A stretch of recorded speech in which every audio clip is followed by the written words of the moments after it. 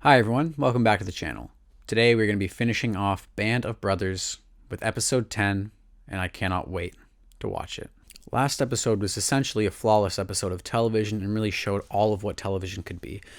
Stunning cinematography, telling an extremely powerful story with elements of soundtrack, visual imagery, and performance all combined, just to create kind of the apex of what cinema and long form storytelling can be. A story told over 10 episodes, and I'm very invested in this group of guys, and I really cannot wait to see how this series ends, and I really am dying to know who these veterans are at the beginning, who these absolute heroes are. And I'm watching this just coming off of the 9th episode, so I have a lot of emotion left over from that one. I have the Kleenex, which originally I brought specifically just because I had a runny nose, and they ended up working out in my favor as I got quite emotional in the last episode, as you can see. I just want to extend a massive thank you to all of you who have stuck with me through this entire journey, and my channel has really taken off since then. I think we were at 400 subscribers before I started this series, and I started off as a book review channel, and I still am going to do book review content. And by the time this comes out, hopefully I'll have finished Dark Tower Book 5 and Dead Zone, so I can get reviews out for that. But I've really grown the audience here, and you guys have helped me do that so much, and I'm really enjoying branching out in this new territory. And it's really given me a great way to fill my time with COVID and all that, because I'm a photographer, so I'm out of work right now for COVID. So this has been a great way to pass the time doing something I love, which is engaging in emotional storytelling and sharing that with you guys. So it's been really, really tremendous. The full-length version for this is available on Patreon if you are inclined to check it out, and I would greatly appreciate any contributions or pledges that you can afford, whatever works for you. But yeah, thanks for being along for the ride, guys, and let's get into it. I can't believe I'm hearing this theme song for the last time in a while. Who am I kidding? I'm gonna buy the Blu-ray and DVD box set, so I'll watch it then.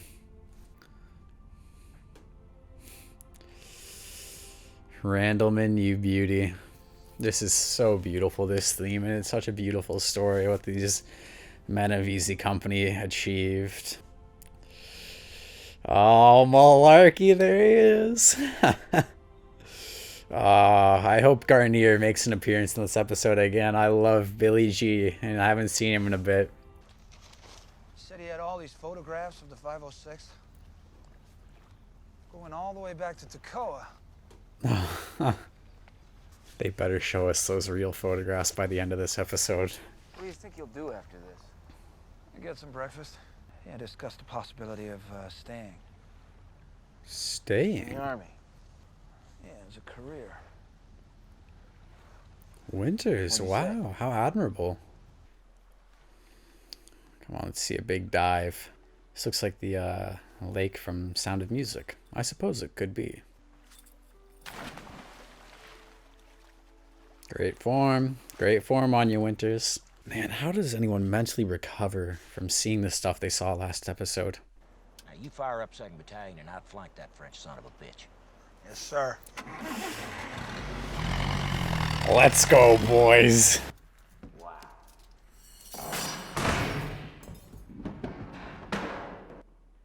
Yeah, not a single one of them cares to put up a fight at all. They are just over and done with this whole thing.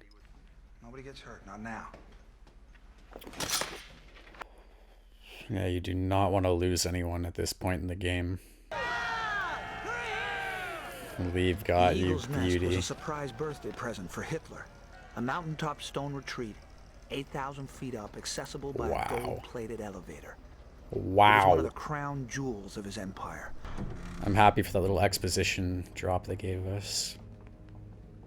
It just doesn't feel right without Bill Garnier here. It's like a medieval castle of sorts. I'm definitely going to look up pictures of the real Eagle's Nest after this to see. Well, I'm going to do a ton of research on Easy Company after this. I've actually seen that photo on the left before, I think in a short documentary I watched. What a sight to see. Easy Company chilling at Hitler's little vacay home.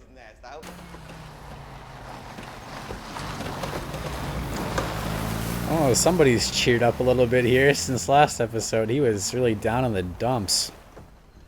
How could you not be after... His wife took his dog. I mean, took his kids too, but his dog. Herman Goering's house? Dude, this guy looks sick as heck with those sunglasses on. He reminds me of the dad from Super 8.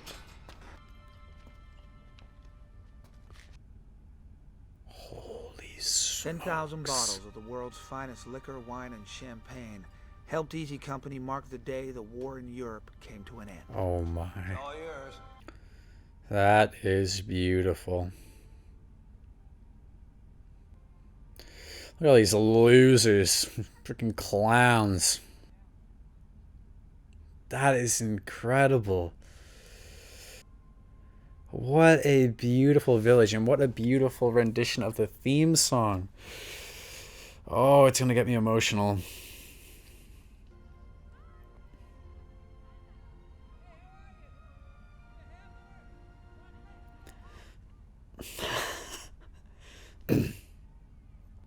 Is it really over? I can't believe it. I can't believe it. I can't believe it. Oh my god, what a location. Combined Army and Marine Force marks the grim battlefield of Okinawa, where one of the bloodiest engagements of the war is being fought. I'm looking forward to the Pacific, but also not, because I know that's just going to make me sad, man. What are you crouching down for, Perko? Deer's gonna shoot back. Leave me alone. It's probably so ingrained into him at this time.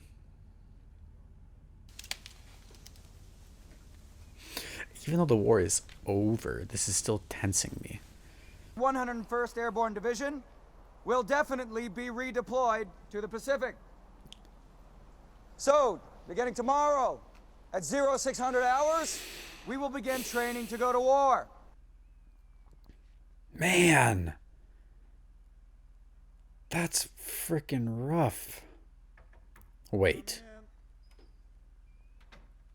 Don't tell me in the comments, but are any of these guys going to roll up in the show The Pacific if that's the case? Because they can't cover the entire Pacific theater in one episode. 2 days later, Shifty Powers was on a truck headed for the rear in a boat home. Unfortunately, the truck was hit head-on by a drunken corporal from another regiment. Shifty had a broken pelvis, a broken arm, and a bad concussion. He survived, but had to spend the next few months in a series of hospitals. Oh. I wish I could say that he was our only casualty in Austria. Oh my. Okay, that's a relief to know. I really thought they were going to tell me Shifty died in some fluke accident. 13th Airborne are heading out for the Pacific right away. What? Dude, is this guy going to be in the show The Pacific? Oh my god, I got such a mix of emotions about this. My lord. You got through Bastogne without having to fire your weapon. That is correct, sir. You got through it. This is a good contrast to show how he talks about it so casually. Like, he can summarize it in a one-off sentence, but in reality, he witnessed people die. He witnessed legs get ripped off and everything. And frankly, I think you men have earned the right to keep you around. Okay, interesting. I'm a little bit relieved, to be honest with you guys. I'm a little bit relieved. Even though I know it's not the outcome you wanted. I just know he would be greatly missed. So I would stay in Austria for the time being.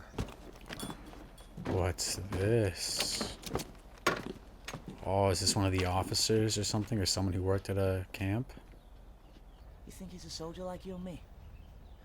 Fucking innocent German officer.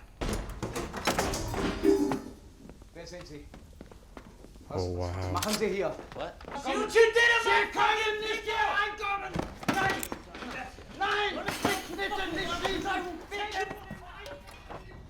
That guy probably made the right choice to just step out for a second. Just waiting for that shot to go off. Son of a bitch. Shoot him. Shoot him! No. Wow.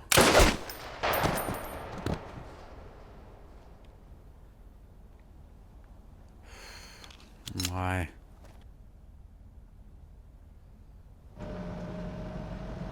Great use of a hard cut. Phenomenal use.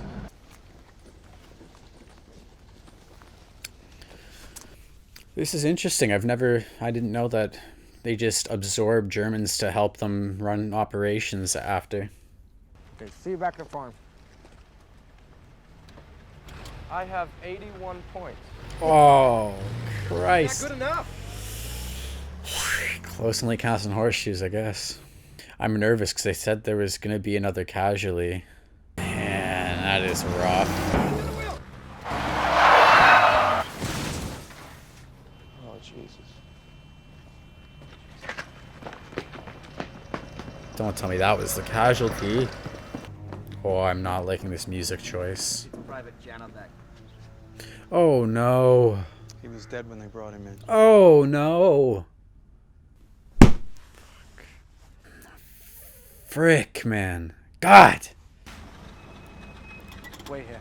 Uh-oh. Oh, God. Oh, shit. This is sad. Krauts. This is so sad. Do you have any gas? This guy's gonna get shot. Your weapon. Well, I guess I'll just use his Jeeba.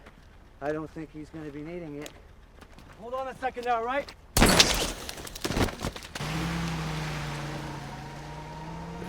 This guy's just snapped completely. Oh my God. Okay, this episode's just making me fucking angry, man. Like, angry. He's not gonna make it. I hate this so much. Not me. You'd need a brain surgeon. And even if you had one, I don't think there's any hope. I hate this. So it's so frustrating. It's like beyond frustrating. It's so fucking frustrating. Come with me. Why? Get in the Jeep. What happened to him? He was shot in the head. Okay, this is a risky maneuver, but alright. This guy does seem like an alright dude. What's it called? The Hippocratic Oath? Where you gotta help people if you're a doctor.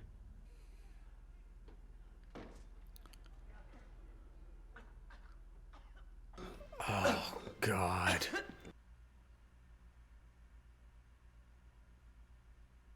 Please take care of this piece of shit. This episode has so many highs and I'm guessing there were lows. Hitler's photo album, sir. Sure had a lot of pictures of him in it. So you looked at him, but you didn't take him? That's right, sir. I don't believe you. You better not be lying to me. Did he take the album from Eagle's Nest? So it's an airborne exhibition. They have one of every Allied combat plane they've used in the war. They're like a technical Malarkey. advisor, make sure they get everything right. He looks aged since the first episode. He looks a bit older. They do great. I won't let you down, sir.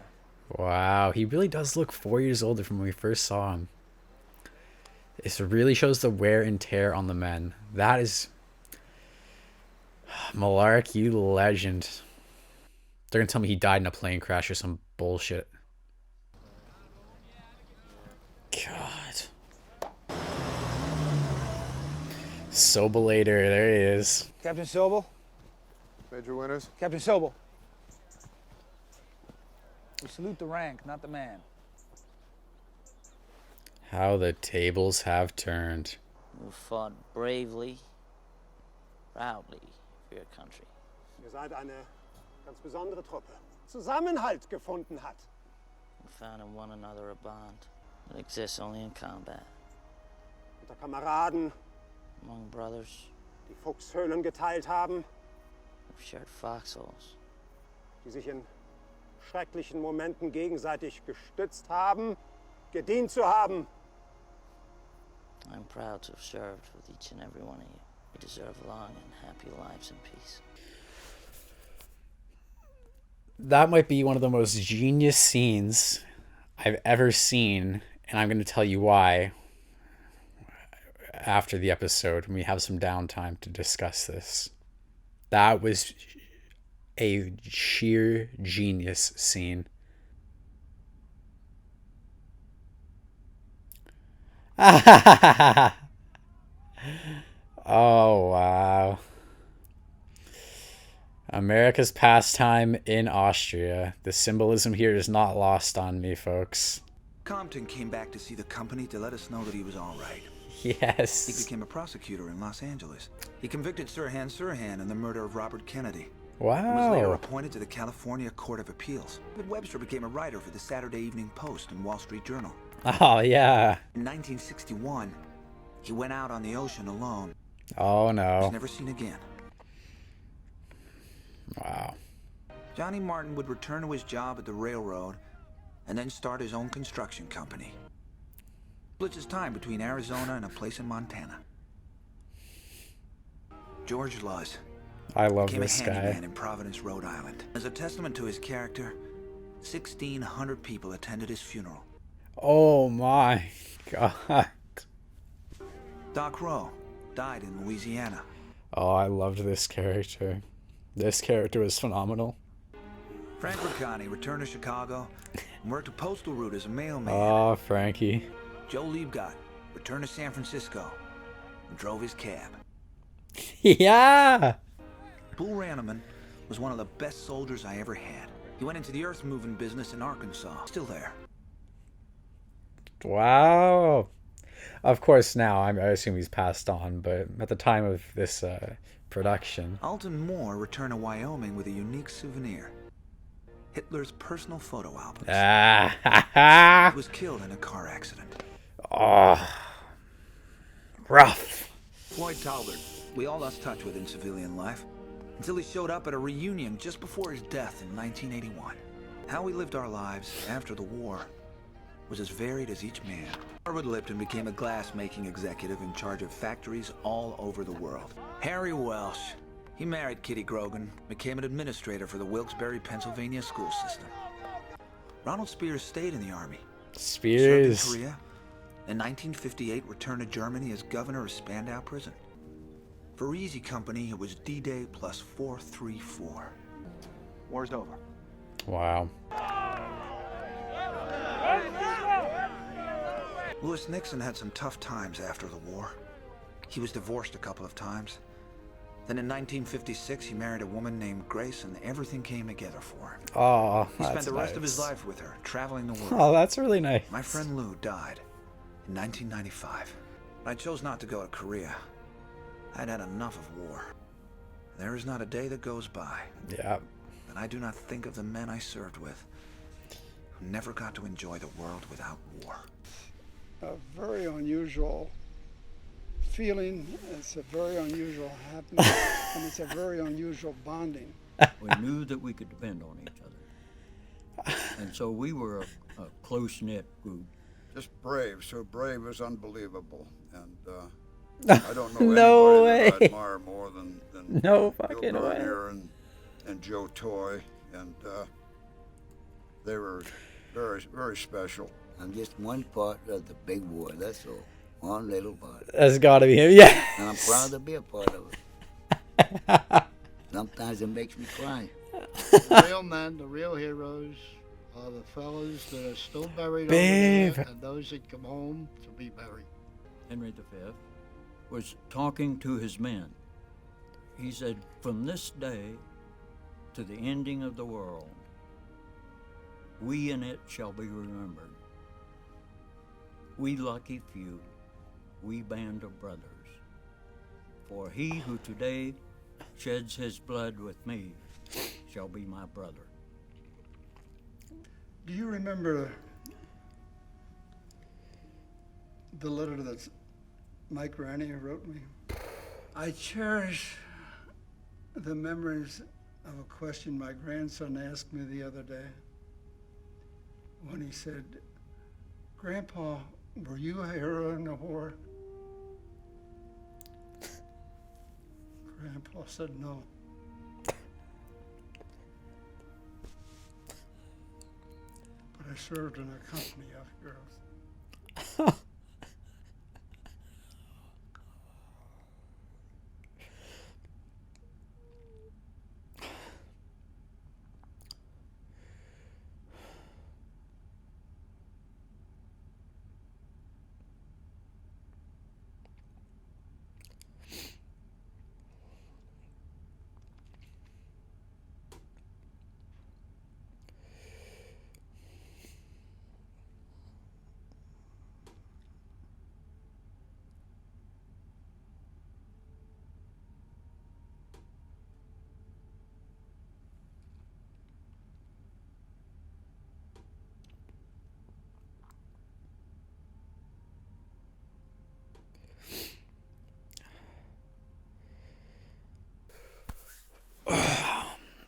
Well, folks, we've done it. We've reached the end of Band of Brothers, and I just want to say thank you so much to everyone who's joined me on this, and I really hope a lot of people stick around for these final comments, because there's a lot of stuff I want to say about this show.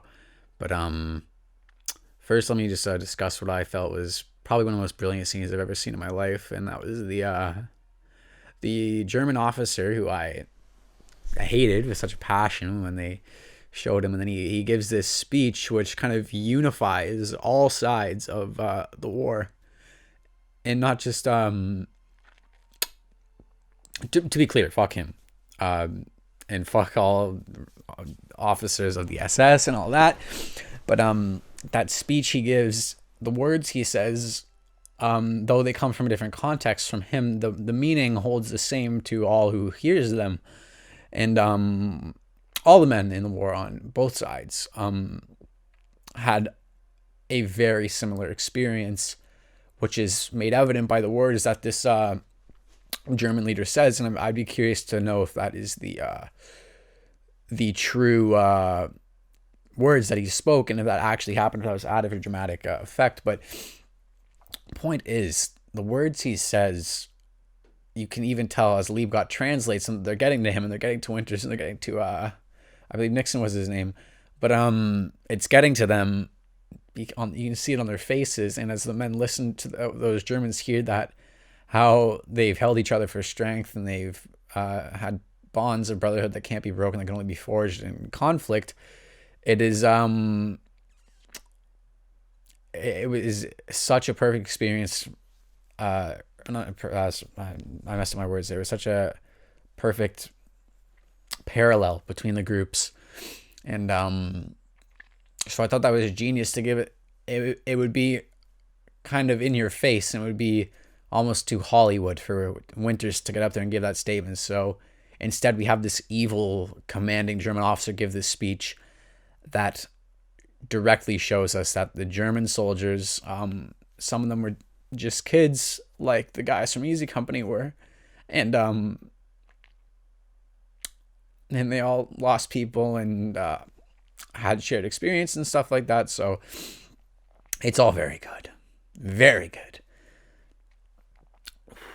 This episode was frustrating, though, seeing that even though the war had ended, there was people that were, struggling, and Liebgott had that angry need to let out, understandably so, and they were so hard on the German citizens and the civilians who were just there, who happened to be there and part of the country, and guys getting drunk, going rogue, shooting each other. It was just chaos, and guys wanting to resign, and it was really sad to see the deaths happening after the war and after the conflict. All in all, a beautiful, beautiful show. Basically the apex of what episodic television can be, as far as I'm concerned. I think the most perfect show I've ever seen in my life, though, was True Detective Season 1 was probably the greatest, most tight-knit 8-episode script I'd ever seen. But this comes damn close, and I'll have to sit with it for a while and probably give it a few rewatches. But this was also about as perfect as a television series can get. Thank you guys so much for joining me on this journey. And The Pacific comes out in 2 days. So we're hopping back on the train of World War II content. Let's go, folks.